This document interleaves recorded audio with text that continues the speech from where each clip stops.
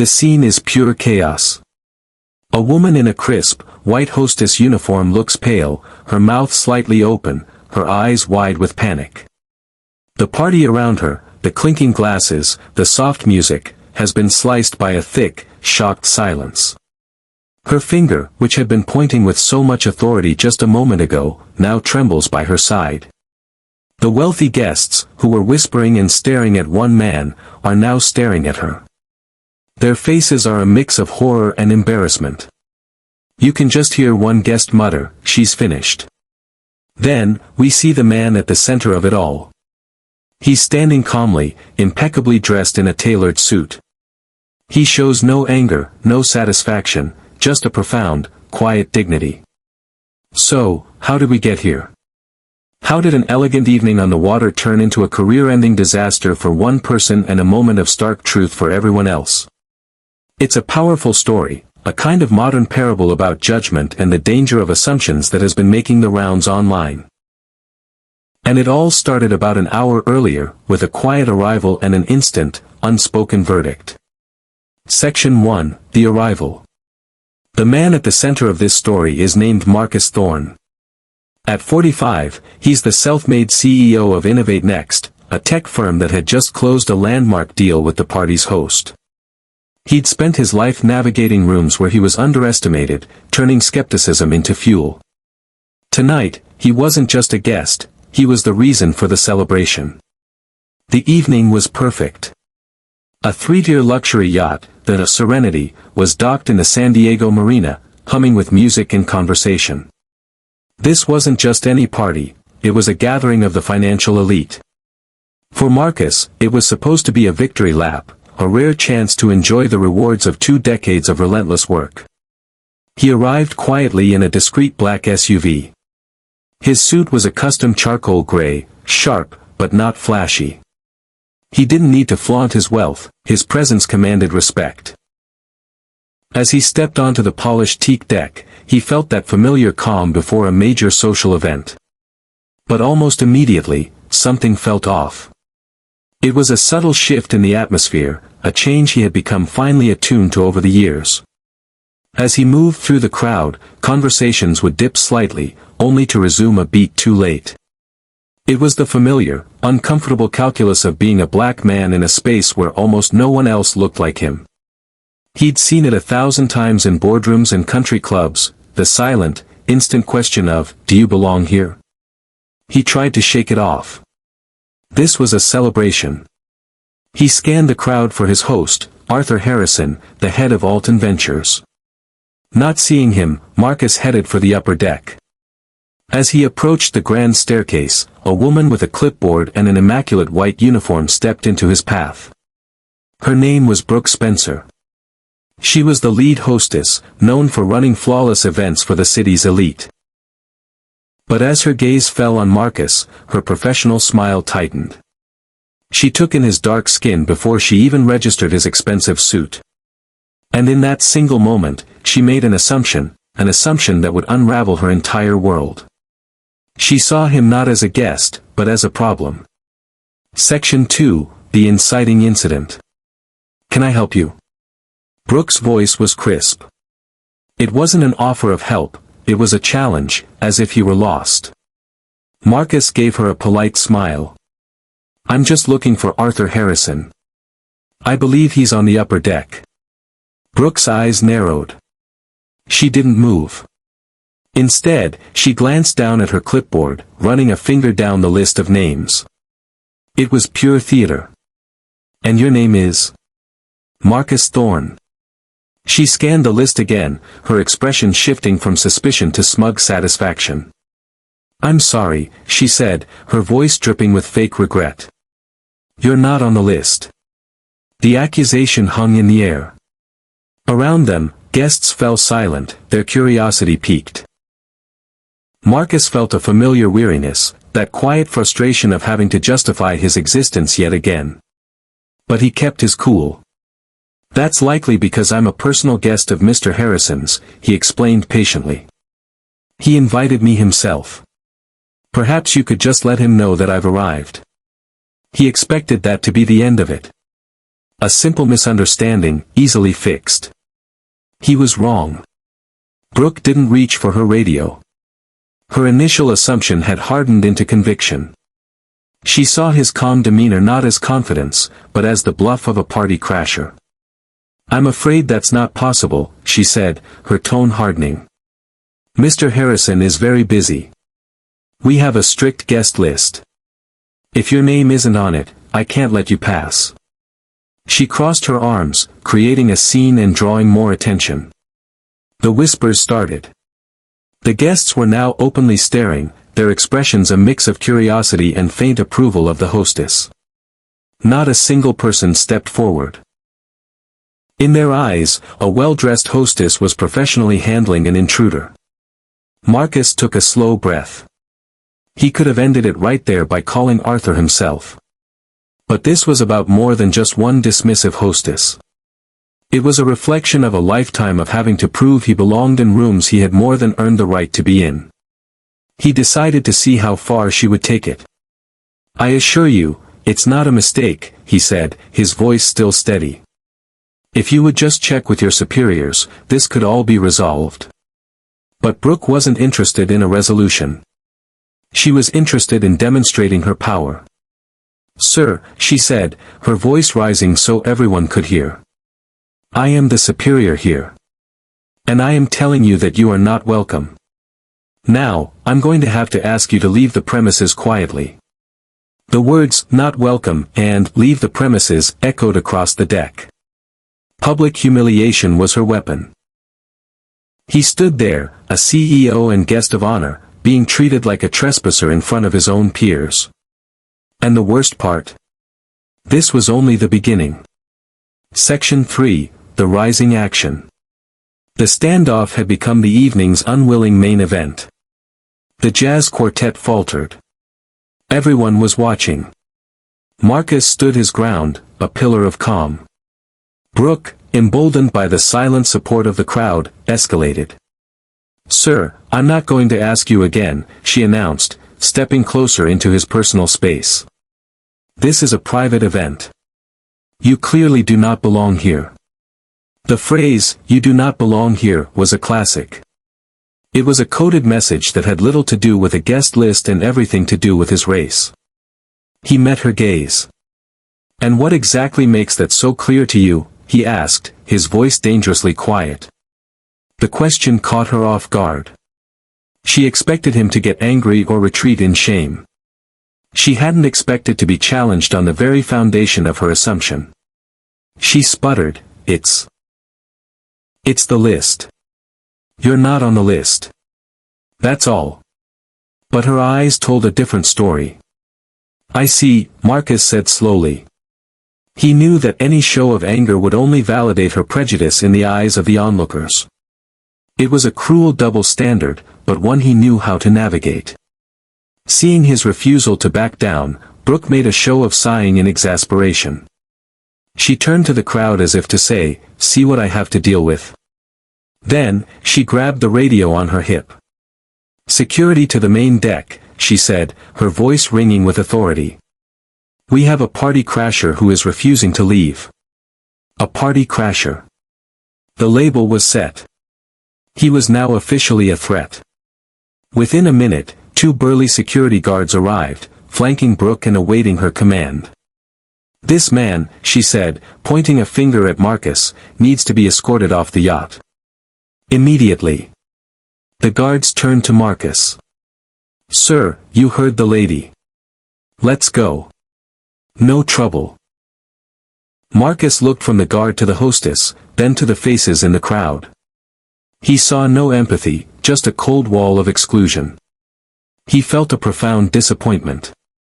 Some of these people were his colleagues, people whose companies he had helped build. Yet they were silent witnesses to his public humiliation. He held up a hand. "There is no need for this," he said, his voice retaining its power. "This is a simple misunderstanding. All I am asking is for you to contact the host, Arthur Harrison." "We don't need to contact anyone," Brooke snapped. "My authority is final. Now, are you going to walk, or will they have to carry you?" The threat was naked and brutal. A flicker of anger finally broke through his composure, but he quickly suppressed it. "I will not be leaving," Marcus stated. His voice was no longer calm. It was steel. "This event is being held in my honor. And when Mr. Harrison discovers how you've treated his guest of honor, you will find that your authority is anything but final." His words, delivered with such unshakable confidence, finally pierced Brooke's arrogance. A flicker of doubt crossed her face. Guest of honor? Impossible. One guard hesitated. "Ma'am," he said quietly, "maybe we should just make the call. Just to be sure." But Brooke's pride overrode her doubt. She couldn't back down now. "No," she whispered harshly. "He's lying. Get him off this boat. Now." The guards squared their shoulders and began to advance on Marcus. The crowd held its breath. Just as the first guard reached for his arm, a new voice boomed across the deck, laced with fury. "What in God's name is going on here? Mid-roll CTA. Before I tell you how this entire situation came crashing down, if you're enjoying this story and believe that respect should never be conditional, make sure to hit that subscribe button. You won't want to miss the stories we share." Section 4, The Climax.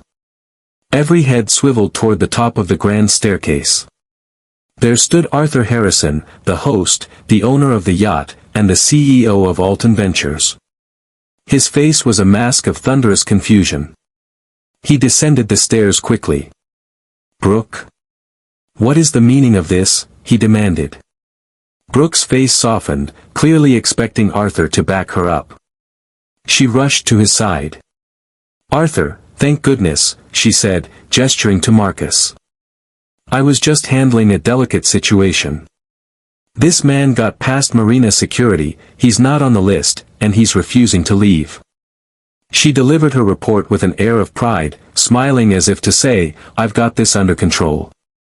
Arthur stared at her, his expression shifting from confusion to disbelief.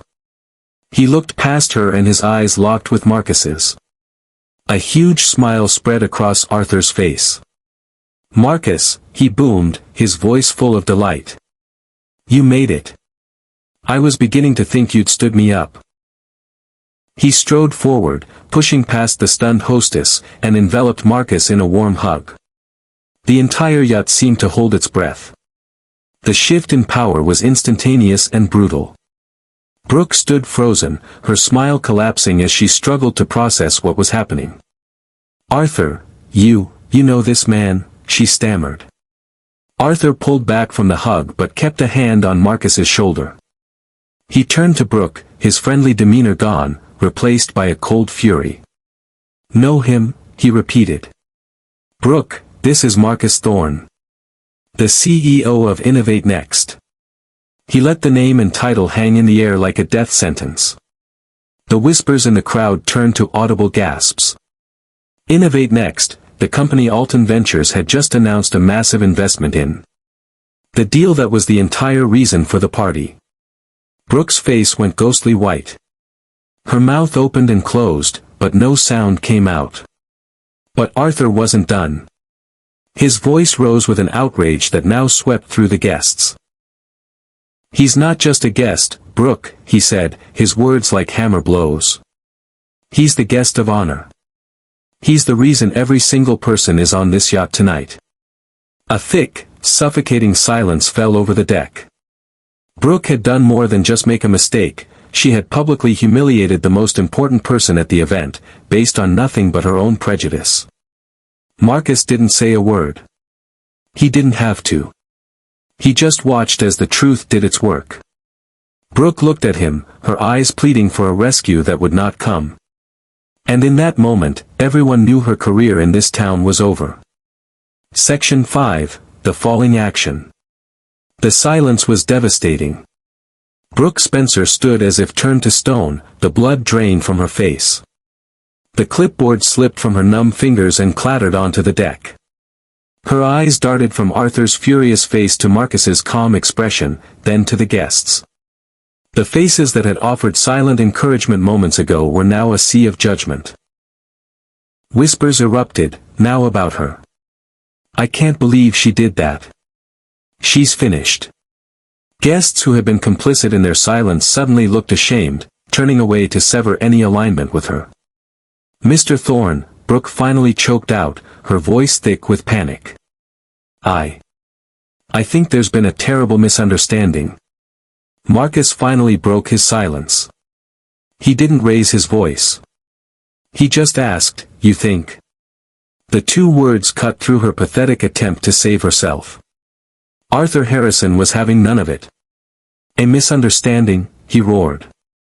"You tried to have my guest of honor, the man my company just made a 9-figure deal with, physically thrown off my boat. What part of that is a misunderstanding, Brooke?" I didn't know," she stammered, tears welling in her eyes. "He wasn't on the list. I was just doing my job." "Your job?" Marcus interjected, his voice still calm but carrying immense weight. "Your job is to welcome guests, not to humiliate them based on your prejudices. You looked at me and decided I didn't belong. The list was just your excuse." His words hit their mark. She flinched as if struck. Arthur stepped forward and pointed a finger at Brooke. He turned to the security guards. "Get her off my boat," he commanded. The reversal was complete and brutally ironic. The very order she had given with such smugness was now turned on her. "No, please," Brooke begged, turning to Marcus. "Mr. Thorne, I am so sorry. Please, it was a mistake." Marcus looked at her with a kind of weary pity. "This isn't my decision to make," he said. "It's the consequence of yours."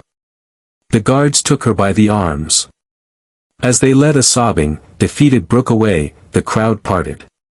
Her career, built on creating perfect evenings, ended with her being escorted out like a trespasser. CTA.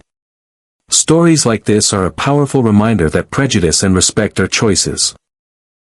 If this resonated with you and you want to be part of a community that values dignity, subscribe to the channel and click the notification bell. And let us know in the comments, what would you have done if you were a guest on that yacht? Conclusion and wrap-up. As the disgraced hostess disappeared, Arthur Harrison turned to the guests. "Let this be a lesson to all of us," he said. "Respect is not a privilege, it is a right. To everyone." He then raised his glass. "And now, let us properly welcome the man of the hour, my friend and new partner, Marcus Thorne." A round of applause broke out, much louder than before. It was the sound of people trying, too late, to show they were on the right side. Guests who had earlier avoided Marcus now rushed to shake his hand and apologize for not speaking up. Marcus accepted their greetings with grace, but the victory felt hollow. This wasn't about revenge. It was about the exhausting reality of racial bias. No matter how successful he became, his right to simply exist in certain spaces would always be questioned by someone. The incident on the yacht wasn't isolated, it was a symptom of a much larger problem. He didn't gloat. He didn't need to. The real lesson wasn't about one hostess's downfall. It was a stark reminder that racism doesn't always shout, sometimes it whispers in the form of a guest list or a dismissive smile. It's the quiet assumption that someone's skin color determines their worth. Later that evening, Marcus stood on the upper deck, looking out at the dark ocean. He knew this story would become a cautionary tale. But he hoped it would be more than that. He hoped it would be a moment of genuine reflection, a reason for people to check their own assumptions and choose empathy over prejudice, every single time. Because true power isn't about deciding who belongs, it's about creating spaces where everyone feels they do.